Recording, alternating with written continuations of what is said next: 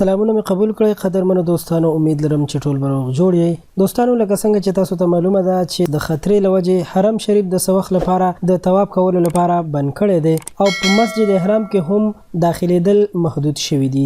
نو ظاهره خبره ده چې دې سره د ټولې دنیا د مسلمانانو زړونو ته تکلیف رسېدلی دی، ځکه چې یو داسې مقدس ځای خطرې له وجې نه بند کړی شو او یا محدود کړی شو.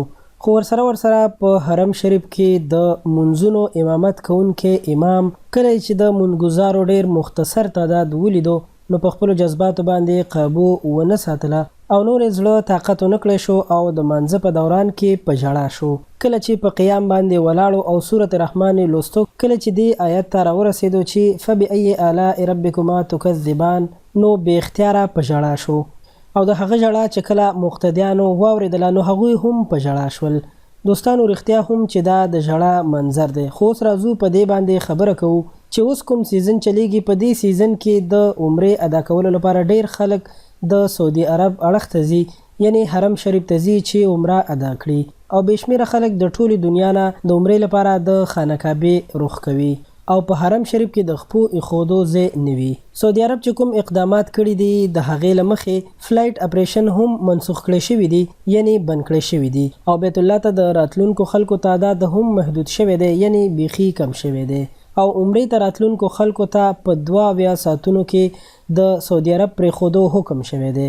خو په بیت الله شریف کې اوس مهال د مونځ ادا کوونکو خلکو تعداد د مخکې په نسبت باندې 1% هم نه دی. او د جمعې په ورځ باندې چې کله د حرمینو امام تلاوت کو او هغه چې کله د سورة رحمان دا آیات تلاوت کو فبأي آلاء ربکما تکذبان، نو هغه په ژړا شو. شاید چې هغه به دا سوچ کو چې الله تعالی هغه د دومره لوی محنت نه او د دومره لوی کار نه محروم کو.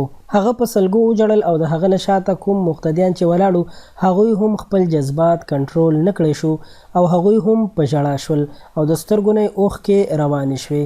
امام کعبه د مانځه نه وروسته د الله تعالی په دربار کې دعا کوله او وی فرمایل چې یا الله ته د امت محمدي صلی الله علیه وسلم د هر قسم مسایلو او آفتونو نه محفوظ وساته او موږ د مسجد او په خاص طور باندې د حرم شریف د برکاتو نه مه محروموه. قدرمنو دوستانو، که ستاسو د زړه هم دا دعا وي نو د امام کعبه دې دعا سره تاسو هم موږ ته په کمنټس کې امین ولیکئ.